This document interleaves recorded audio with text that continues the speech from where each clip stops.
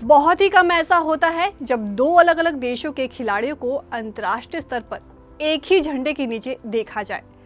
Cricket match के दौरान एक दूसरे को दुश्मन मानने वाले भारत और पाकिस्तान के खिलाड़ियों और फैंस के लिए तो ऐसा सोचना भी शायद संभव ना हो, लेकिन अमन और भाईचारे का संदेश देते हुए ऐसा कर दिखाया है भारत के javelin throw player Neeraj Chopra ने। आज की इस वीडियो में हम बात करेंगे गोल्डन बॉय के नाम से मशहूर 2 ओलंपिक में लगातार मेडल जीतने वाले हरियाणा के हीरो नीरज चोपड़ा की। नमस्कार, मेरा नाम है शिखा महाजन और आप देखना शुरू कर चुके हैं पीटीसी भारत की खास पेशकश कहानी किसी खास की, जहां बात होती है व्यक्ति की, जहां बात होती है उस व्यक्ति से जुड़े किस्सों की, जहां बात होती है उस व्यक्ति के खास व्यक्ति बनने की कहानियों की। आज के इस एपिसोड में बात होगी नीरज चोपड़ा की, जिन्होंने 11 साल की उम्र में बढ़ते वजन से परेशान होकर स्टेडियम जाना शुरू किया।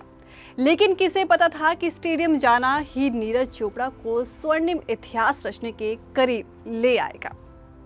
आइए करीब से एक नजर डालते हैं देश को सोना दिलाने वाले नीरज चोपड़ा के जीवन पर।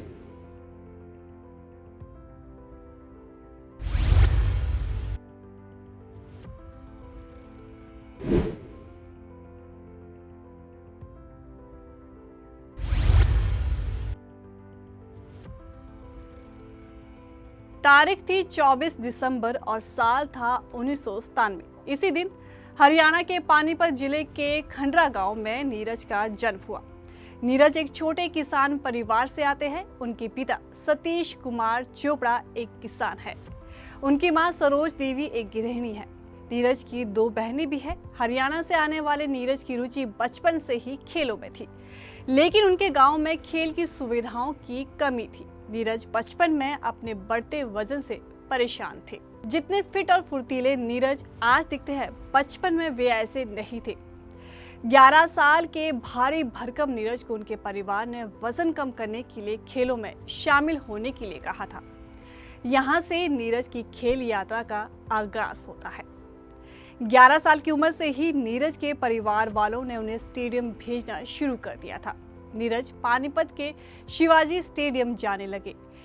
नीरज का वजन ज्यादा था, इसलिए उनमें आलस भी भरा हुआ था। स्टेडियम में नीरज रनिंग करने के बजाय वॉक करते थे। उसी स्टेडियम में नीरज की मुलाकात एक दिन नेशनल जैवलिन थ्रोवर जय चौधरी उर्फ जयवीर से हुई।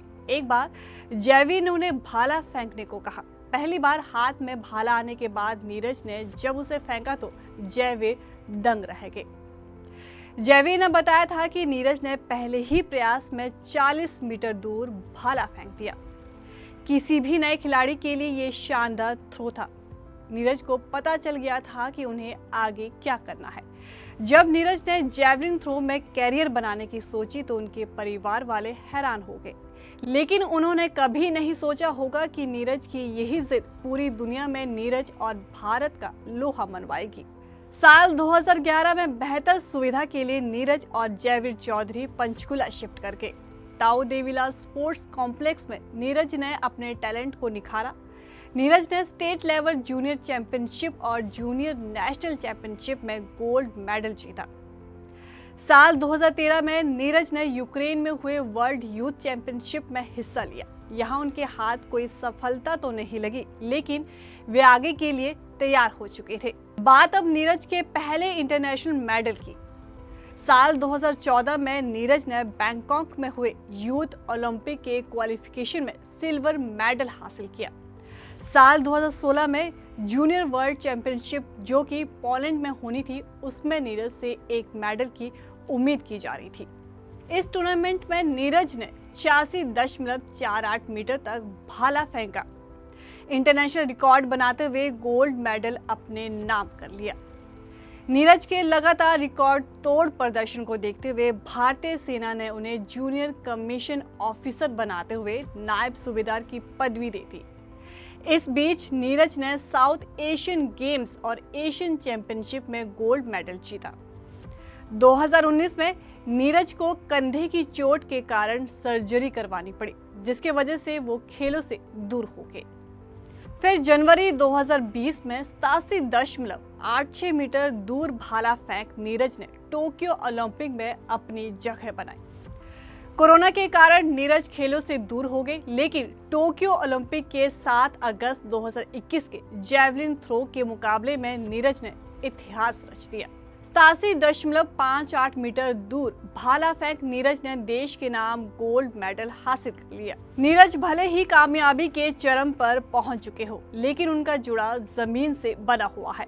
घमंड, गुरूर और गुस्सा मानो उनकी डिक्शनरी में ही नहीं है। खेल भावना तो नीरज की रोम रोम में समाया हुआ है। इसके एक ही नहीं, कई उदाहरण हैं। पेरिस ओलंपिक 2024 में नीरज गोल्ड से चूक गए और पाकिस्तान के अरशद नदीम ने गोल्ड मेडल अपने नाम कर लिया। तब मीडिया से बात करते हुए नीरज ने जलन की भावना से दूर अरशद की कड़ी मेहनत और लगन की खूब तारीफ की। टोक्यो ओलंपिक 2020 के ठीक बाद अरशद ने जब नीरज के जैवलिन से प्रैक्टिस की तो वे विवादों में आ गए। सोशल मीडिया पर ट्रोल आर्मी ने उन पर जैवलिन से छेड़छाड़ का आरोप लगा दिया, लेकिन नीरज ने नदीम का पक्ष लेते हुए ट्रोलर्स के मुंह बंद कर दिए।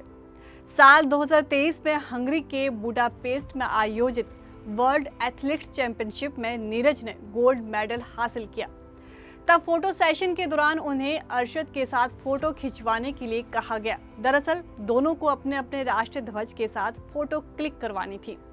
उस वक्त अरशद अपने राष्ट्रीय झंडे की तलाश करते हुए नजर आए, लेकिन नीरज ने उन्हें साथ आने के लिए कहा।